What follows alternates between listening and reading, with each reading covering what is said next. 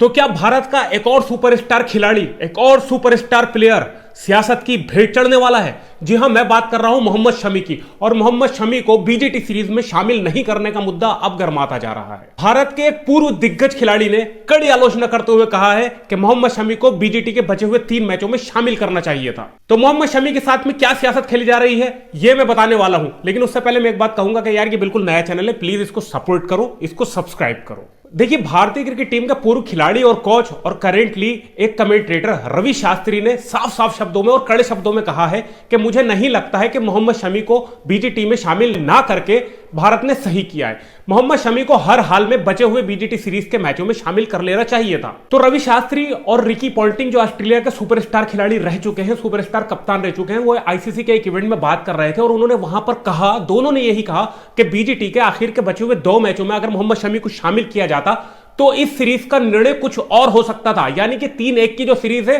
वो 1-3 भी हो सकती थी। रवि शास्त्री ने कहा कि बीजीटी सीरीज खेलने के बजाय मोहम्मद शमी को आपने रणजी ट्रॉफी खिलाई। रणजी ट्रॉफी के एक मैच में उन्होंने 3.6 की इकोनॉमी के साथ में 7 विकेट लिए। इसका मतलब वो पूरी तरह से फिट थे। और रणजी के अलावा वही मोहम्मद शमी ने सैयद मुश्ताक अली ट्रॉफी में 9 मैचों में 11 विकेट लिए 7.8 की इकोनॉमी के साथ में। तो मीडिया में मोहम्मद शमी को लेकर जो बातें चल रही हैं उस पर रवि शास्त्री ने कहा कि अब साफ शब्दों में मैं कहूं तो मुझे नहीं पता कि उसको क्यों बाहर रखा गया है या वो कितना फिट है। लेकिन अगर मैं कोच होता तो मैं हर हाल में मोहम्मद शमी को बीजीटी सीरीज खिलाने के लिए लेकर जाता और मैं वहां पर एक डॉक्टरों की टीम भी लेकर जाता जो लगातार मोहम्मद शमी की फिटनेस पर नजर बनाए रखते। और अगर वो जरा सा भी फिट होता तो मैं उसको जरूर खिलाता। और बचे हुए 2 मैचों में खिलाने के बाद मैं 100% श्योर हूं कि जो निर्णय 3-1 से हुआ है वो 3-1 से नहीं होता, बल्कि 2-2 या 1-3 से भी हो सकता था।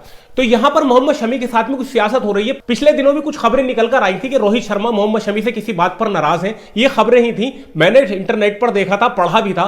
तो लोग कह रहे थे, कुछ लोग बातें कर रहे थे, कुछ सोशल मीडिया न्यूज चैनल ने भी लिखा था और कहीं से उड़ती उड़ती खबरें भी आई थी कि रोहित शर्मा की मोहम्मद शमी से किसी बात पर लड़ाई हो गई है, इसकी वजह से उनको यहां पर शामिल नहीं किया जा रहा है। जबकि मोहम्मद शमी लगातार छोटे टूर्नामेंट खेल रहे थे, लगातार रणजी ट्रॉफी खेल रहे थे, लगातार सैयद मुश्ताक अली ट्रॉफी खेल रहे थे और अभी करेंटली वो विजय हजारे ट्रॉफी खेल रहे हैं। तो मेरे हिसाब से तो मोहम्मद शमी बिल्कुल परफेक्ट है, बिल्कुल फिट है, उनको टीम में खिलाना चाहिए था। लेकिन मुझे समझ में नहीं आ रहा है कि क्यों उनको टीम से बाहर किया गया है। अगर उनके फिटनेस की इतनी चिंता थी तो बकौल रवि शास्त्री आप उनको लेकर तो गए होते ऑस्ट्रेलिया, वहां पर देखा जाता आपका तीसरा बॉलर कुछ काम करके ही नहीं दे रहा था। तो मोहम्मद शमी और बुमराह के साथ और सिराज के साथ में टिकड़ी होती तो यहां पर सीरीज का जो मोड़ था वो कुछ और हो सकता था। भले ही बल्लेबाजों ने बुरा खेला है लेकिन गेंदबाज भी कुछ मैच अपने पक्ष में कर सकते थे। तो हो सकता है यहां पर भारत के सीनियर खिलाड़ी मोहम्मद शमी के साथ में भी कोई सियासत हो रही हो। अब उनका करियर खत्म करने की कुछ ना कुछ हो सकता है, जुगाड़ लगाया जा रहा हो, मैं कह नहीं सकता। लेकिन हालात यही बता रहे हैं कि मोहम्मद शमी के साथ में भी कुछ ना कुछ सियासत जरूर चल रही है यहां पर।